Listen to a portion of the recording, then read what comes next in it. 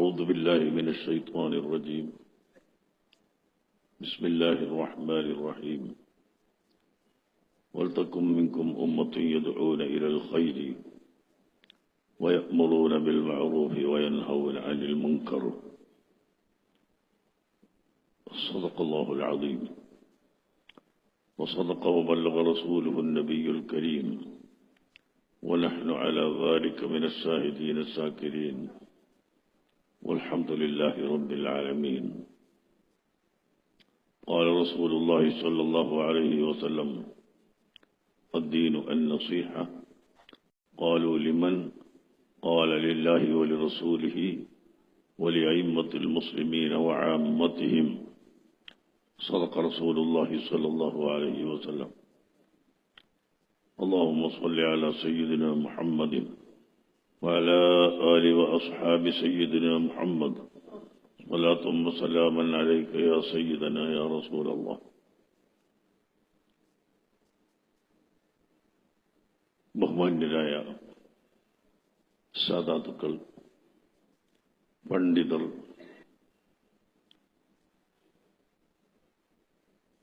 സുന്നത്ത് ജമാഅത്തിന്റെ കർമ്മധീരരായ പ്രവർത്തകർ, സഹോദരങ്ങൾ, സുഹൃത്തുക്കളെ,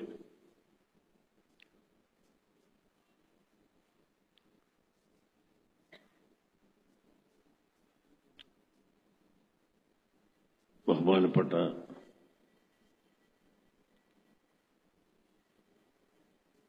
മർഹൂം താജുൽ ഉലമ നയിച്ചതും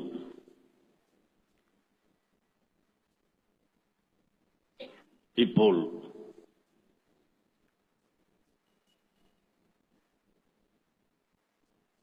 റഈസുൽ ഉലമ സുലൈമാൻ മുസ്ലിയാർ നയിച്ചുകൊണ്ടിരിക്കുന്നതും ആയ സമസ്ത കേരള ജംഇയ്യത്തുൽ ഉലമ,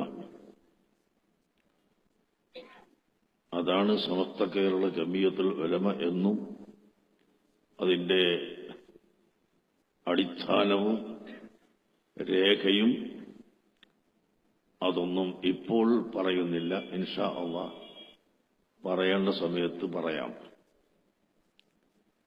ആ മഹത്തായ സംഘടന,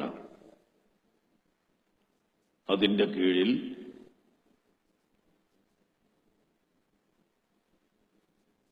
ഉലമാ, ഉമറാ എല്ലാവരും ചേർന്നുകൊണ്ട് അതിവിപുലമായ രീതിയിൽ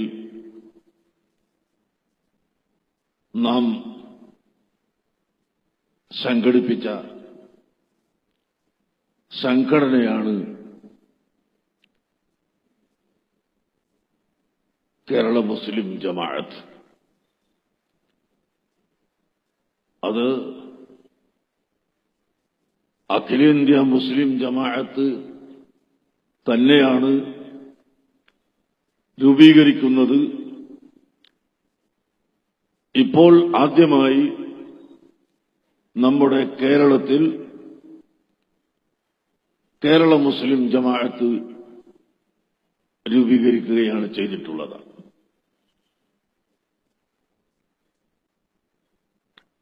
മുസ്ലിം സമുദായം അഭിമുഖീകരിക്കുന്ന നാലോന്മുഖമായ പ്രശ്നങ്ങൾ പരിഹരിക്കുകയും അവർക്ക് നിശാബോധം നൽകി സമുദായത്തെ ശാക്തീകരിക്കുകയും ചെയ്യുക, അതാണ് ഈ ജമാഅത്തിന്റെ ലക്ഷ്യം. മുസ്ലിം ജമാഅത്തിന്റെ ശക്തി, മുസ്ലിംകൾ വളരെ ശക്തിയാർജിച്ചിട്ടുണ്ട്. പക്ഷേ മുസ്ലിം സമുദായം ശബ്ദിച്ചാൽ കേൾക്കപ്പെടാത്ത ഒരവസ്ഥ ഉണ്ടാകണമെന്ന് ആഗ്രഹിക്കുന്ന ചിലരുണ്ട്. മുസ്ലിം സമുദായത്തെ തെറ്റിദ്ധരിപ്പിച്ചുകൊണ്ട് ഭീകരന്മാരും തീവ്രവാദികളുമായി ചിത്രീകരിക്കുന്നവരുണ്ട്. മുസ്ലിം സമുദായത്തെ എവിടെയും ഉയരാൻ അനുവദിക്കാത്ത ചിന്താഗതിക്കാർ ഉണ്ട്.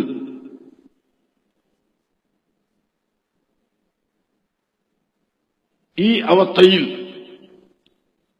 മുസ്ലിം സമുദായത്തിന്റെ ശാക്തീകരണം വളരെ അനിവാര്യമാണ്. മുസ്ലിംകൾ ഭീകരന്മാരല്ല, മുസ്ലിംകൾ തീവ്രവാദികൾ അല്ല. മുസ്ലിംകൾ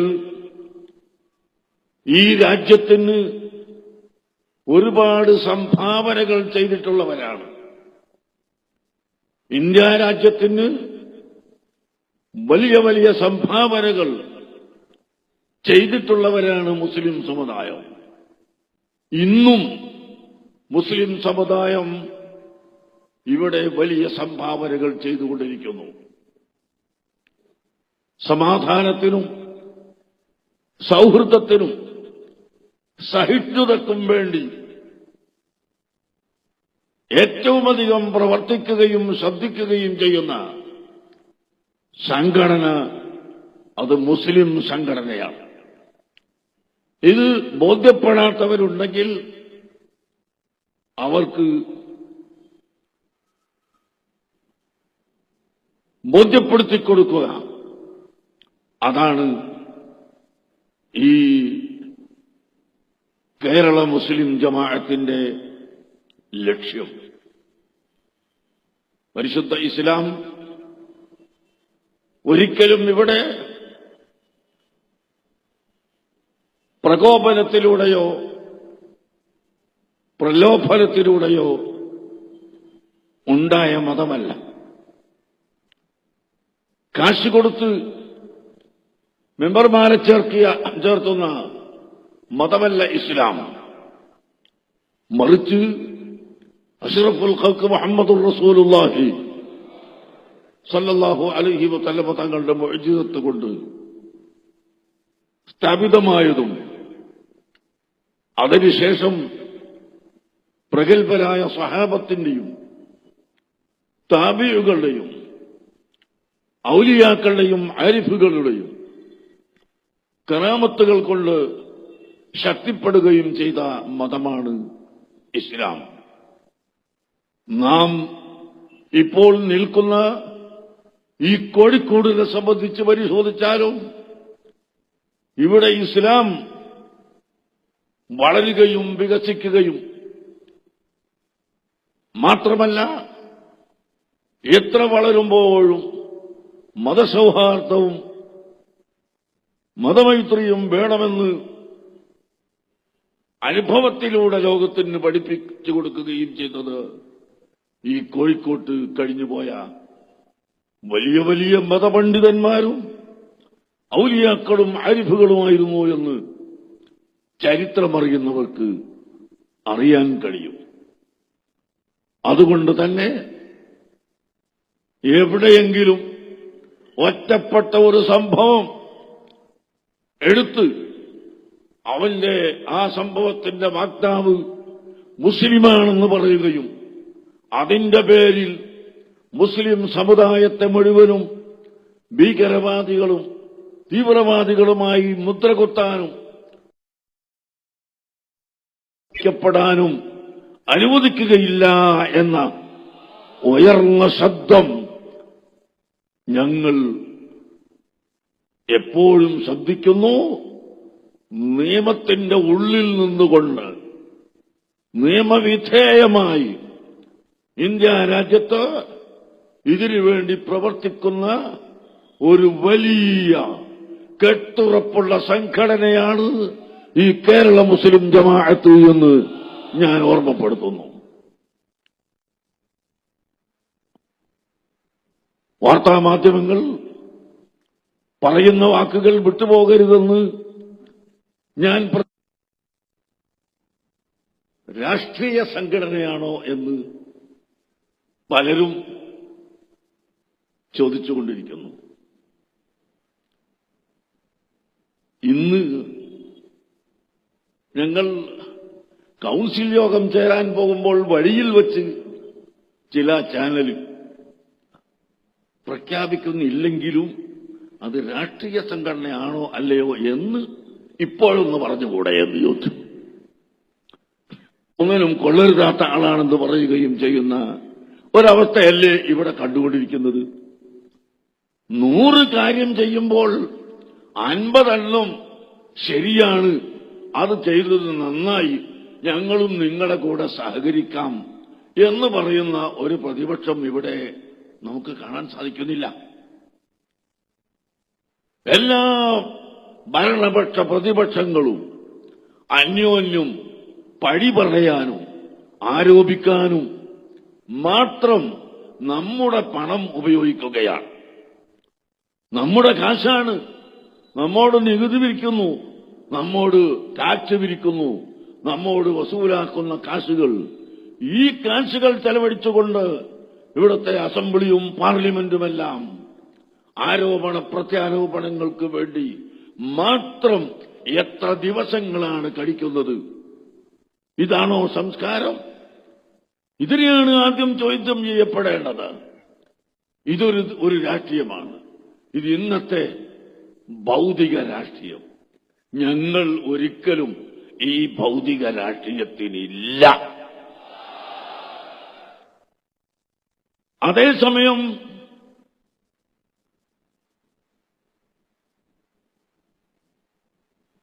ഭൗതിക രാഷ്ട്രീയം ഉപയോഗിച്ചുകൊണ്ട് മുസ്ലിം സമുദായത്തെ അടിച്ചമർത്താൻ ആരെങ്കിലും ശ്രമിക്കുന്നുവെങ്കിൽ അതിനെ ഞാൻ നേരത്തെ പറഞ്ഞതുപോലെ നിയമത്തിന്റെ ഉള്ളിൽ നിന്നുകൊണ്ട് നിയമവിധേയമായി ചോദ്യം ചെയ്യാൻ തക്ക സമയത്ത് ആവശ്യമായ നടപടികൾ എടുത്തുകൊണ്ട് ഈ രാജ്യത്തിന്റെ നന്മ നിലനിർത്താൻ ഞങ്ങൾ പ്രവർത്തിക്കുക തന്നെ ചെയ്യും.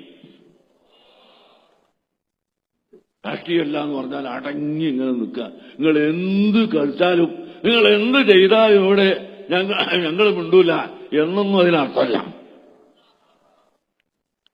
ആവശ്യം വരുമ്പോൾ ഇൻഷാ അല്ലാഹ് ഞങ്ങൾ ശബ്ദിക്കുകയും പറയുകയും ചെയ്യും. രാഷ്ട്രീയമായി സംഘടിക്കുകയില്ല എന്ന് ആവർത്തിച്ച് ആണയിട്ട് പറയുന്നു. ദുർവ്യാഖ്യാനം ചെയ്യണ്ട.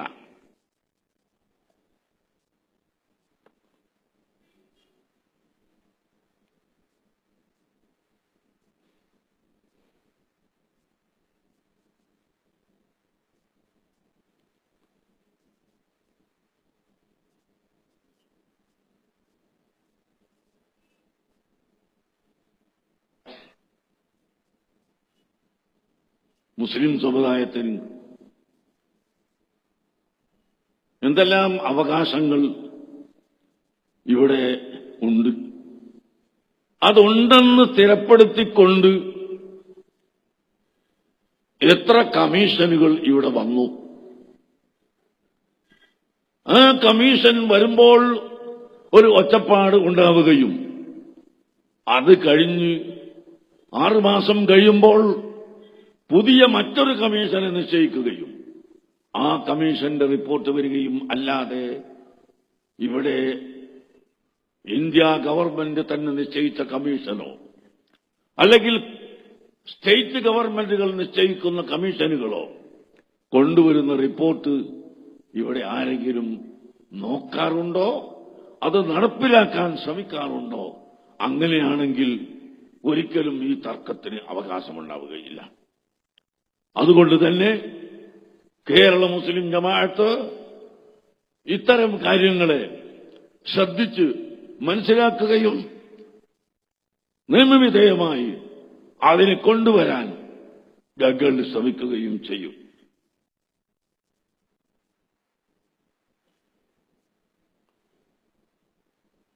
വർഗീയ ചേരിതിരിവുകളും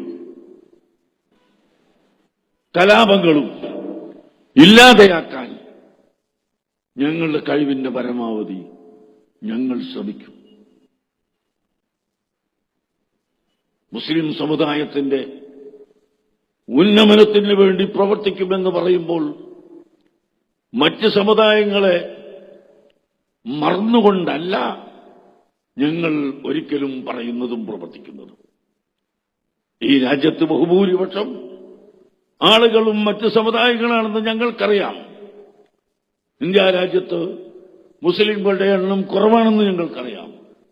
ഇനി കുറവല്ല അധികമായാലും ഇന്ത്യ രാജ്യത്തിന്റെ ഒരു നിയമമുണ്ട്, ഒരു തത്വമുണ്ട്.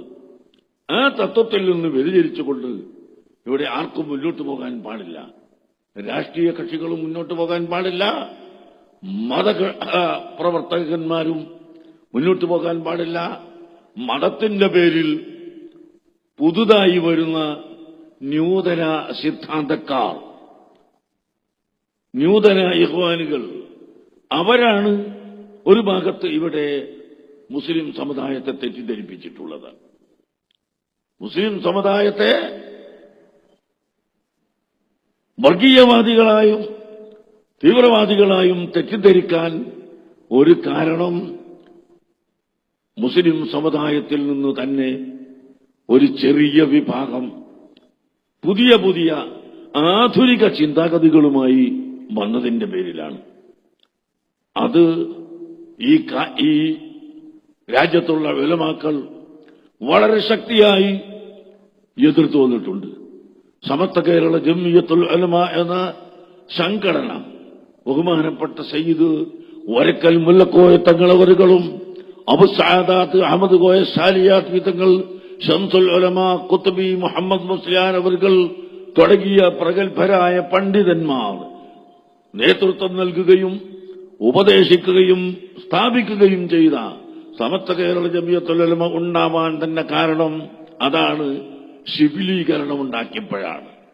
മുസ്ലിം സമുദായത്തിന്റെ ഇടയിൽ നൂതന ആശയങ്ങൾ കൊണ്ടുവന്ന് അവരെ ശിഥിലീകരിക്കുകയും അവരെ വിഭിന്ന ചിന്താഗതിയിലേക്ക് കൊണ്ടുപോവുകയും ചെയ്യാൻ ഈ പുതിയ ചിന്താഗതിക്കാർ വന്നു. മാത്രമല്ല ആലിമീങ്ങളെയും ഔലിയാക്കളെയും ആരിഫീങ്ങളെയും ബഹുമാനിക്കുകയും ആദരിക്കുകയും ചെയ്യുന്ന ആ സമ്പ്രദായം ഇവിടുന്ന് എടുത്തു കളയുകയും എല്ലാവരും സമന്മാരാണെന്ന് പഠിപ്പിക്കുകയും ചെയ്യുന്ന ഒരു അവസ്ഥ ഇവിടെ നൂതന സിദ്ധാന്തക്കാർ കൊണ്ടുവരാൻ തുടങ്ങി. അതിനെയാണ് സമസ്ത കേരള ജംഇയ്യത്തുൽ ഉലമ വളരെ ശക്തമായി എതിർത്തിട്ടുള്ളത് എന്ന് ഞാൻ ഓർമ്മിപ്പിക്കുകയാണ്. ആ കാര്യത്തിൽ മുസ്ലിം ജമാഅത്തിന് യാതൊരു വിട്ടുവീഴ്ചയും ഇല്ല. സമസ്ത കേരള ജംഇയ്യത്തുൽ ഉലമയുടെ തീരുമാനം യാതൊരു വള്ളിപുള്ളിക്ക് വ്യത്യാസമില്ലാതെ നടപ്പിൽ വരുത്തുക, അത് തന്നെയാണ് മുസ്ലിം ജമാഅത്തിന്റെ ലക്ഷ്യമെന്ന് ഞാൻ ആണയിട്ട് പറയാൻ ആഗ്രഹിക്കുന്നു. മറ്റൊന്ന്, നമ്മുടെ ചെറുപ്പക്കാർ നല്ലവരായ ആയിരക്കണക്കിന് ചെറുപ്പക്കാർ വളർന്നു വരുന്നു. വിദ്യാഭ്യാസം വേണമെന്ന് ആഗ്രഹിക്കുന്നു. പക്ഷേ വിദ്യ അഭ്യസിക്കാൻ നമ്മുടെ നാട്ടിൽ ഇപ്പോഴും സംവിധാനമില്ല. ഇത് ശ്രദ്ധിക്കാനും ആളുകൾ ഇല്ല.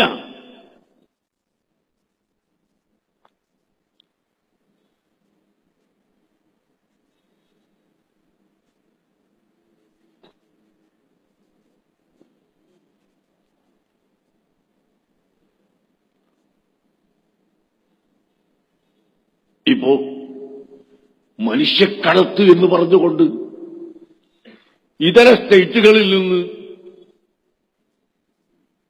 കുട്ടികൾ വന്ന് പഠിക്കുന്നതിനെ ശക്തമായി ചിലർ എതിർത്തു. ചില മന്ത്രിമാരും ഒരാലോചനയില്ലാതെ അത് മനുഷ്യക്കടത്താണ് എന്ന് പറഞ്ഞു. ഈ കേരളത്തിനും കേരളത്തിന്റെ എല്ലാ ഭാഗത്തും പഠിക്കാൻ സ്ഥാപനമില്ലാത്തതുകൊണ്ട് കർണാടക സ്റ്റേറ്റിലും തമിഴ്നാട്ടിലും ഡൽഹിയിലും പോയി പഠിക്കുന്ന 10,000 എന്ന് ഇവർ പഠിക്കുന്നില്ല, ഇവർ മനസ്സിലാക്കുന്നില്ല. അതുപോലെ യുപിയിലും ബീഹാറിലും മധ്യപ്രദേശിലും ബംഗാളിലുമെല്ലാം പഠന സൗകര്യമില്ലാത്തത് കൊണ്ട് നമ്മുടെ നാടുകളിലേക്ക് കുട്ടികൾ കടന്നു വരുമ്പോൾ ഇതൊരു മനുഷ്യക്കടത്തായി ചിത്രീകരിക്കുന്നത് എന്ത് ബുദ്ധിയാണ് എന്ന് നമുക്ക് മനസ്സിലാവുന്നില്ല.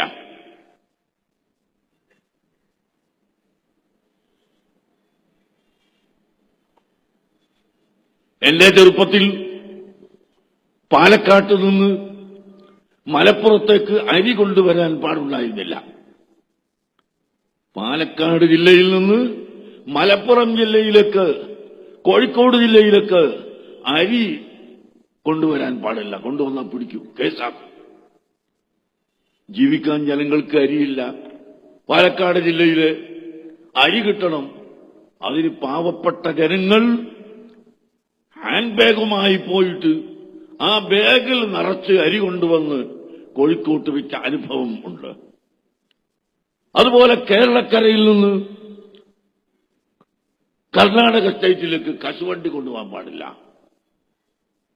അവിടെ വഴിയിൽ പോയി നോക്കിയാൽ കാണാമായിരുന്നു, രാത്രി തലയിൽ കശുവണ്ടിയും ചുവന്നിട്ട് മലയിലൂടെ കാട്ടിലൂടെ നമ്മുടെ പ്രവർത്തകന്മാര് സ്റ്റേറ്റ് വിട്ട് കിടക്കും. കടന്നാൽ അവിടെ വില കിട്ടും, ഇവിടെ വിലയില്ല. ഇതിപ്പോ അടുത്തൊരു 10 കൊല്ലമായിട്ടേ ഉള്ളൂ എടുത്തു പോയിട്ട്. ഇങ്ങനെ ഒരു സ്റ്റേറ്റിൽ തന്നെ ഒരു ജില്ലയിൽ നിന്ന് മറ്റൊരു ജില്ലയിലേക്കും, അതുപോലെ ഒരു സ്റ്റേറ്റിൽ നിന്ന് മറ്റൊരു സ്റ്റേറ്റിലേക്കും കടക്കാൻ പാടില്ലെന്ന വിധി എത്രമാത്രം അബദ്ധമാണ്. ആ അബദ്ധം ഇപ്പോൾ തിരുത്തിയിട്ടുണ്ടെങ്കിൽ ഞാൻ ചോദിക്കട്ടെ, കാശ്മീരിൽ നിന്ന് അല്ലെങ്കിൽ വെസ്റ്റ് ബംഗാളിൽ നിന്ന്, ഇന്ത്യയുടെ മറ്റു ഭാഗത്തിൽ നിന്ന് കേരളത്തിലേക്ക് പഠിക്കാൻ വരുമ്പോൾ അതിന് ID വേണം എന്നല്ലാതെ അതിന്റെ അപ്പുറം ഒരു നിയമം എന്തിന്? അവർ ശരിക്ക് വരുന്നതാണെന്ന് തെളിയിക്കുന്ന ഒരു സർട്ടിഫിക്കറ്റ് അല്ലെങ്കിൽ ഒരു ID. മർക്കസ് തഖാഫത്ത് സിറിയയിൽ ഞങ്ങൾ കാശ്മീരിൽ നിന്ന് കുട്ടികളെ കൊണ്ടുവന്ന് പഠിപ്പിച്ചു. അൽഹംദുലില്ലാ, ആ കുട്ടികൾ പഠിച്ച് തിരിച്ചു പോകുമ്പോൾ ഹിന്ദുസ്ഥാൻ ഹമാര, ഹിന്ദുസ്ഥാൻ ഹമാര എന്ന് പറയുന്ന കുട്ടികളാക്കി ഞങ്ങൾ അവരെ മടക്കി അയച്ചു. ഇന്ത്യ നമ്മുടേതാണ്. ഇന്ത്യക്ക് കാശ്മീരെന്നോ അതല്ലെങ്കിൽ മറ്റ് സ്ഥലമെന്നോ വ്യത്യാസമില്ല, ഞങ്ങളൊക്കെ ഇന്ത്യക്കാരാണ്, ഇന്ത്യ ഞങ്ങളുടെ രാജ്യമാണ് എന്ന് പഠിപ്പിച്ച് അത് പ്രഖ്യാപിക്കുന്നവരാക്കിയാണ് നാം മടക്കി അയക്കുന്നത്. പ്രിയപ്പെട്ട സഹോദരങ്ങളെ, ആ നിലക്ക് അതൊക്കെ രേഖയോടുകൂടി വന്ന കുട്ടികളാണ്. മുഖ്യമന്ത്രിയുടെ നേരിട്ടുള്ള അനുവാദത്തോടുകൂടി ആളുകളെ അയച്ചുകൊണ്ട് ഞങ്ങൾ കൊണ്ടുവന്നതായിരുന്നു. അതുപോലെ പല സ്ഥലത്തും കൊണ്ടുവരുന്നു. എന്നാൽ ഇപ്പോൾ ചൈൽഡ് വെൽഫെയർ കമ്മിറ്റിയുടെ തീരുമാനം എവിടുന്നും കൊണ്ടുവന്നാൽ പറ്റൂല. റെയിൽവേ സ്റ്റേഷനിൽ പിടിച്ചു, അവിടെ പിടിച്ചു, ഇവിടെ പിടിച്ചു, എല്ലാ സ്ഥലത്തും പിടിച്ചിട്ട് തിരിച്ചയക്കുന്നു. ഈ പിടിച്ചു തിരിച്ചയക്കൽ നമ്മുടെ കേരളത്തിലേക്ക് ഇങ്ങോട്ട് തിരിച്ചയച്ചാൽ എന്തായിരിക്കും അവസ്ഥയെന്ന് എന്തുകൊണ്ടാണ് അവർ ചിന്തിക്കാത്തത് എന്നാണ് ഞാൻ ചോദിക്കുന്നത്. അതുകൊണ്ട് തന്നെ ഇവിടെ ഭരിക്കുന്നവരും ഭരിപ്പിക്കുന്നവരും എല്ലാവരും കൂടി ഒത്തൊരുമിച്ച് ചിന്തിച്ച് നല്ല ഒരു സംവിധാനം ഉണ്ടാക്കണം. വിദ്യാഭ്യാസത്തിന് ഇവിടെ കോളേജുകളുണ്ടോ നമ്മുടെ കേരളത്തിൽ? ഇനി എത്ര കോളേജുകൾ വേണം? ഇനി എത്ര സ്ഥാപനങ്ങൾ വേണം? ഈ സ്ഥാപനങ്ങൾ ഉണ്ടാക്കുന്നതിന് കൊള്ളിവെക്കാൻ നടക്കുന്നവരല്ലാതെ അത് ഉണ്ടാക്കാൻ പ്രേരിപ്പിക്കുന്നവരെവിടെ? പക്ഷേ അവരെല്ലാം അല്ലാഹു പാഠം പഠിപ്പിച്ചു. സ്ഥാപനമുണ്ടാക്കാൻ ഉത്സാഹിക്കുമ്പോ അതിനെതിരിൽ പ്രവർത്തിച്ചവരൊക്കെ അല്ലാഹു തആല ശരിക്ക് പാഠം പഠിപ്പിക്കുക തന്നെ ചെയ്യും, യാതൊരു സംശയവും ഇല്ല. ഏതായിരുന്നാലും ഞാൻ പറയുന്നത്, ഇവിടെ വിദ്യാഭ്യാസത്തിന് സംവിധാനം വേണം. സഹിഷ്ണുതയില്ലാത്ത ഒരു വിഭാഗം ഇവിടെ വന്നുകൂടാ. മദ്യപാനികൾ വളർന്നു വന്നുകൂടാ. മദ്യപാനം, ലഹരി പദാർത്ഥം ഉപയോഗിക്കുന്നത് അതിവിടുന്ന് തടയപ്പെടണം. എല്ലാ സ്കൂളുകളുടെയും മുമ്പിൽ മിഠായികളുടെ പേരിൽ കൊണ്ടുവന്ന് ചങ്ങലയായി തൂക്കിയിട്ട് നമ്മുടെ കുട്ടികളെ ഇപ്പോൾ ലഹരി പദാർത്ഥങ്ങൾ ഉപയോഗിക്കാനുള്ള മാർഗങ്ങൾ തുറന്നു കൊടുത്തിരിക്കുന്നു. രക്ഷിതാക്കൾ ശ്രദ്ധിക്കണം, നമ്മുടെ കുട്ടികൾ അങ്ങനെ ആയിക്കൂടാ. അതിന് നാം ചിന്തിക്കുകയും പ്രവർത്തിക്കുകയും ചെയ്യണം.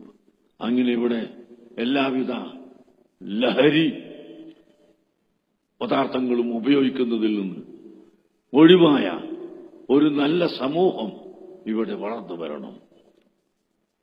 പലിശയും പൂഴ്ത്തിവെപ്പും ചതിയും വഞ്ചനയും അഴിമതിയും അത് മനുഷ്യന് അന്യമാണ് എന്ന് പഠിപ്പിക്കുന്ന ഇസ്ലാം, ആ ഇസ്ലാമിന്റെ നയങ്ങൾ ജനങ്ങൾക്ക് മനസ്സിലാക്കി കൊടുക്കണം.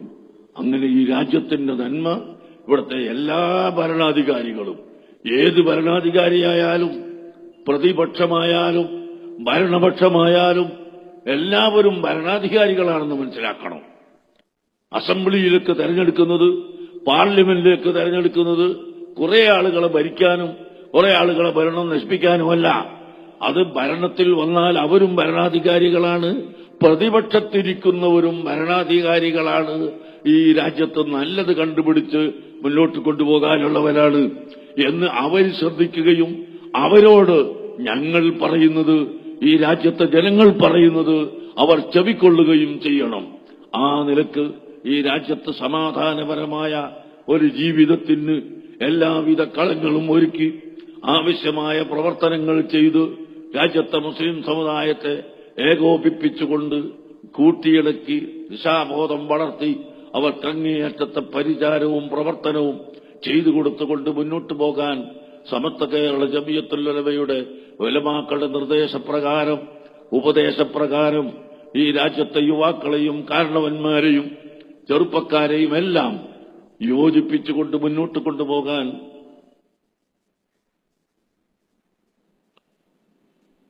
ഈ സംഘടന പ്രവർത്തിക്കുമെന്ന് ഞാൻ ഓർമ്മപ്പെടുത്തുന്നു.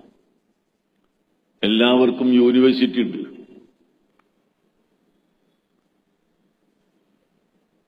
കേരളത്തിൽ അറബിക് യൂണിവേഴ്സിറ്റി ശബ്ദം തുടങ്ങിയിട്ട് കാലം കുറയായി. എന്താണ് ഈ അറബിക് യൂണിവേഴ്സിറ്റി നടപ്പിൽ വരാത്തത്? അതുകൊണ്ട് ഉടൻ അത് ഗവൺമെന്റ് നടപ്പിൽ വരുത്തണമെന്ന് ഞാൻ പ്രത്യേകമായി ഓർമ്മപ്പെടുത്തുകയാണ്.